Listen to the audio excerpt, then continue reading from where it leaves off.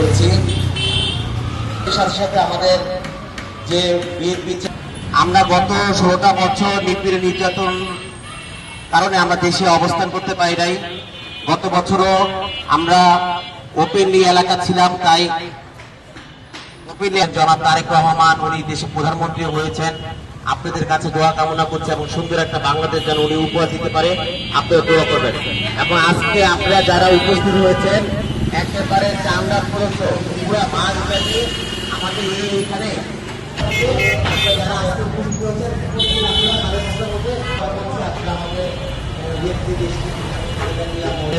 আমাদের নেতা কর্মীর জন্য দোয়া করবেন, যারা জুলাই আগস্টে নিহত হয়েছেন সবার জন্য দোয়া করবেন এবং সবার জন্য শুভকামনা। সবাই প্রতিদিন 5:30টার মধ্যে এখান থেকে ইফতারি নিয়ে যাবেন। সবাইকে ধন্যবাদ।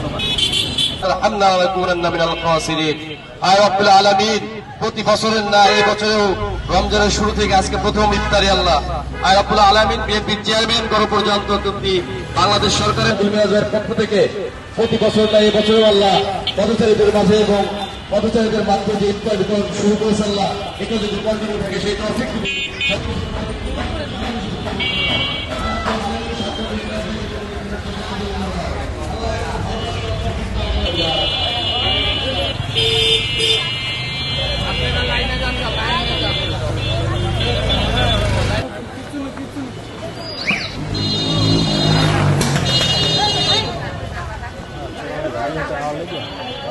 লাইনে যাও, লাইনে লাইনে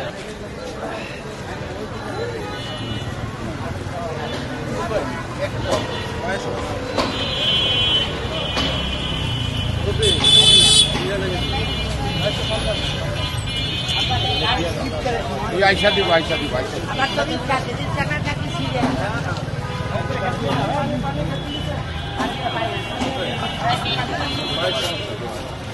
সুন্দর করে সবাই লাইনে রাখ।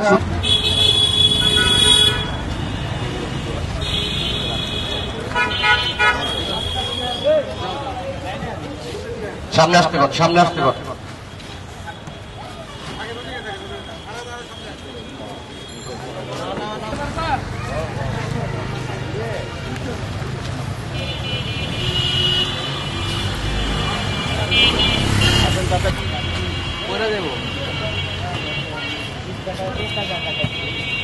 লাইনে আসেন, লাইনে আসেন, চাচা লাইনে আসেন।